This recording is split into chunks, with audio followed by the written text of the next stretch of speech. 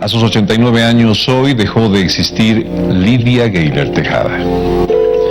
Cuenta entre las únicas 11 presidentas que ha tenido el continente sudamericano, la única presidenta del país. En situaciones bastante encontradas, entre sentimientos de poder y entre dictaduras. El año de gobierno de Lidia Gayler Tejada quedará marcada en la historia boliviana por ser ella una mujer defensora de los derechos de las mujeres en Bolivia, por ser una eterna luchadora, una mujer que por propio esfuerzo llegó a la presidencia de la nación. Sobre ello mucho se ha escrito, mucho se ha contado. Hoy está de partida al lado de nuestro creador. Luis Eduardo Siles, el nieto de Lidia Gayler, nos acompaña en esta primera parte de Todo a Pulmón. Luis Eduardo, un gusto tenerlo con nosotros. Mis Buenas más noches, sentidos pésames a usted y a la familia. Muchísimas gracias, Johnny. Muchísimas gracias por este homenaje a doña Lidia Gayler. Esa eterna luchadora en organizaciones femeninas, como mujer, le dio mucho al país. Bueno, efectivamente, yo creo que ella tiene un sitial ganado, tanto en Bolivia como en América Latina. Usted hablaba de 11 presidentas mujeres, pero en la época en que ella fue la segunda, después de Isabel Perón, que fue presidenta porque era la esposa de Perón, ¿no es cierto? Entonces, el mérito de Lidia Gayler en el contexto histórico latinoamericano es que ella fue la primera en lograr ese sitial por su propio mérito, por sus propias fuerzas, no por su marido, por su papá o algo por el estilo. Y además que ella llevaba muchos años en la lucha política, desde los años 30, cuando en Bolivia las mujeres no votaban, no solo no votaban las de determinada condición social, sino que no votaba ninguna, digamos, y ella incursionó en este tema de la política y después fue comandante de los grupos de honor del MNR en los años 50, posteriormente ella vivió en el exilio, en fin, entonces la presidencia fue la coronación de una larga carrera política. ¿Cómo habrá que pensar de Lidia Gayler, del PRI, del MNR, cuando los libros de historia hablen más de ella? Bueno, esencialmente del MNR. O sea, el MNR a finales de los años 50 sufre dos divisiones: a la izquierda el PRI, Juan Lechín con Lidia Gayler, y a la derecha Walter Guevara Arce, pero en el fondo con el Partido Revolucionario Auténtico, pero en el fondo el origen movimentista y la esencia del MNR está pues impregnada en su carrera política y en su identidad inicial y después a lo largo de los años que hizo política. Entonces, más allá de las capillas partidarias, hay una esencia que es la esencia de la revolución del 52 y una esencia que es la del MNR de esos años, que después cambió en diferentes aspectos, lo que no es necesariamente malo ni bueno, sino que cambió, y eso es valioso también. Y ella supo acompañar los procesos de los años 80 y 90 ya desde diferentes roles hasta al final retirarse de la política y mirar al país por encima del bien y el mal, una persona respetada tanto a la izquierda como a la derecha, respetada por los unos y los otros, y creo que eso es algo que nos hace sentir muy orgullosos como familiares y como bolivianos. ¿Cuál fue el principal aporte a Bolivia de Lidia Gayler?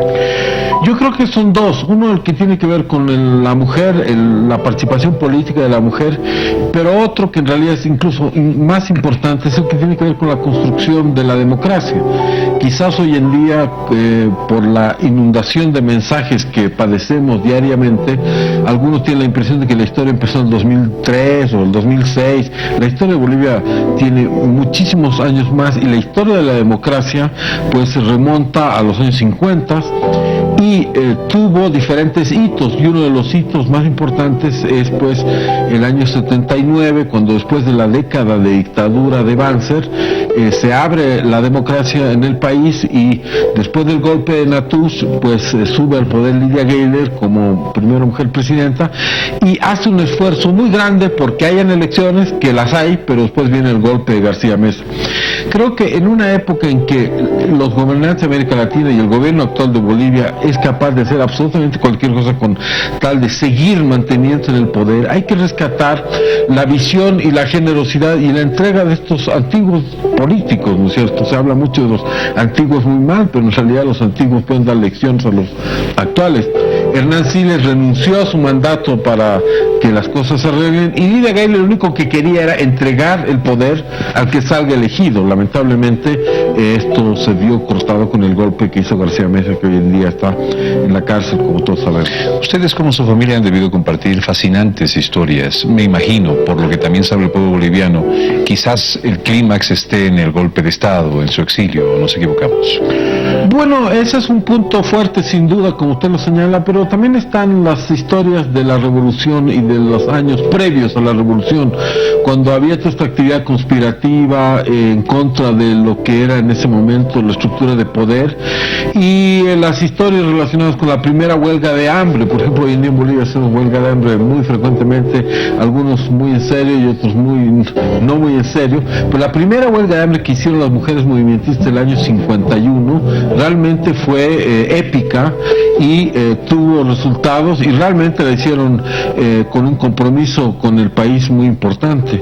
Y obviamente están los años de exilio, como usted lo señala, en diferentes países, en el Paraguay, en Chile, en el Perú, y bueno, la historia terrible de esos años de gobierno en la presidencia, que tiene muchos hitos, ¿no es cierto? Está la muerte de Luis Espinal, está cuando el famoso comandante de la Guardia Presidencial casi se entra al dormitorio de la presidencia. El Palacio de Gobierno. Exacto, en la residencia presidencial, y está, digamos, bueno, el día del golpe y todos esos hechos dramáticos que hoy en día probablemente los jóvenes miran como algo que pasó hace mucho tiempo, pero que nosotros vivimos, y ella fue la protagonista, y otros no alcanzaron a sobrevivirlos, como Marcelo Quiroga, que murió en ese golpe, y otros que fueron victimados por la violencia que imperaba en el país.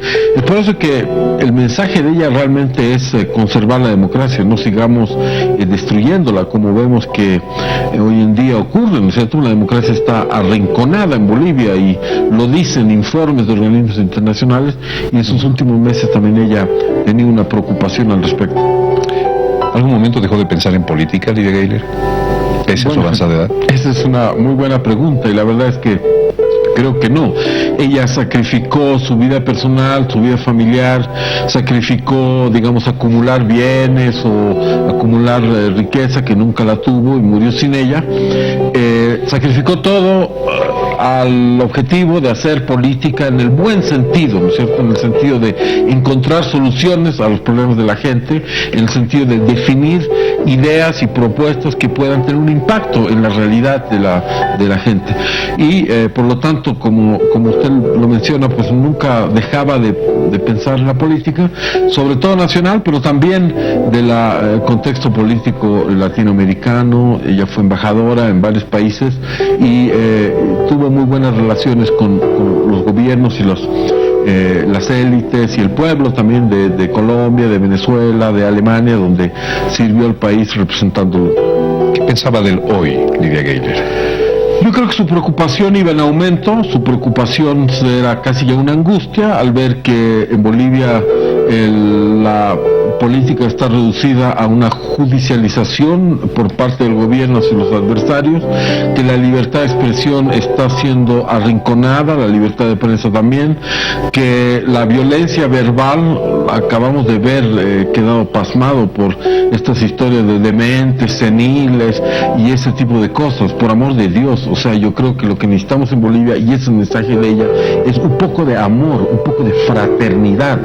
Podemos ser muy revolucionarios, disque, pero no nos olvidemos que el lema de la Revolución Francesa era libertad, igualdad, fraternidad. Es decir, tiene que haber fraternidad, un desarme espiritual entre los bolivianos.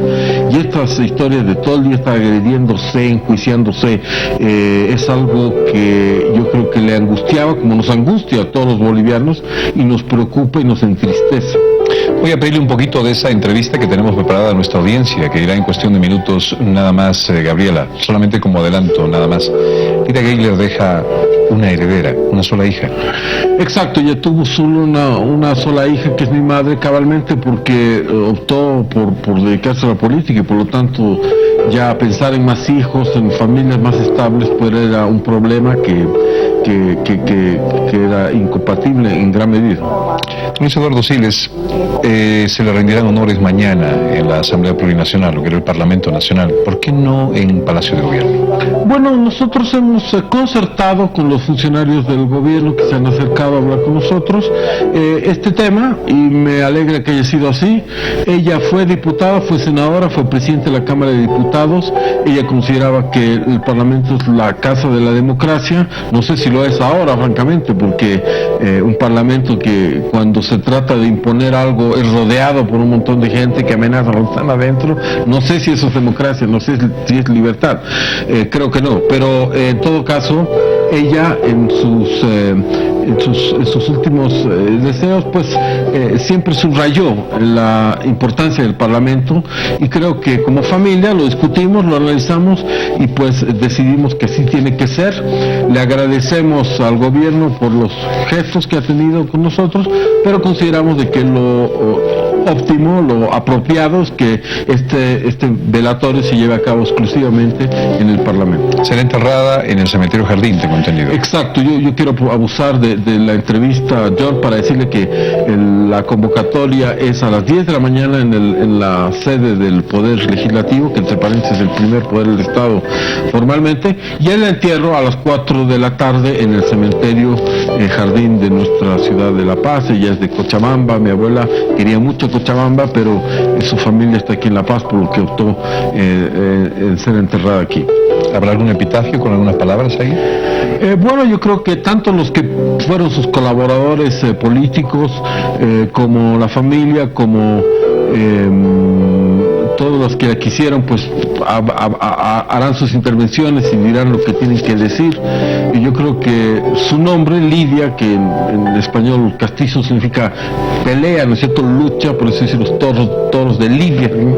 Es lo que la resume, ¿no? Ella fue una peleadora, una luchadora, la pasionaria boliviana, una persona que, como usted le decía, desde el principio a fin solo pensaba en la lucha en base a conseguir objetivos y en base a lo que ella creía que era lo correcto. Como abuela, ¿qué le deja a Luis Eduardo Siles, Lidia Gayler? Bueno, me siento yo muy orgulloso de ser nieto de ella y de continuar con una tradición de servicio público que es la de mi familia, no solo la de ella, sino de otros miembros de mi familia como Hernán Siles, por solo mencionar a uno, Luis Adolfo Siles, pero me deja sobre todo la satisfacción y el convencimiento de que cuando uno tiene convicción en sus principios, cuando uno tiene amor al país, pues se pueden lograr cosas y hacer cosas. Hay épocas difíciles, hay momentos en la política en Bolivia o en cualquier otro lado donde hay que cruzar el desierto, donde da la impresión de que todo es adversidad, pero así es en la vida, ¿no es cierto? Así es